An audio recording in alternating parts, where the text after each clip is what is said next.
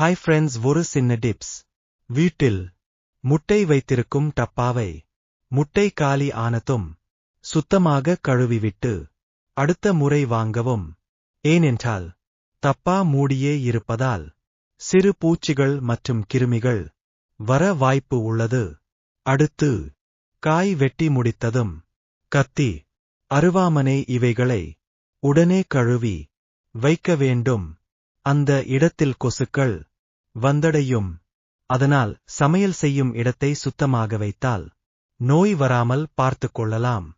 இந்த டிப்ஸ் பிடித்திருந்தால் சப்ஸ்கிரைப் பண்ணுங்க, லைக் பண்ணுங்க. நன்றி.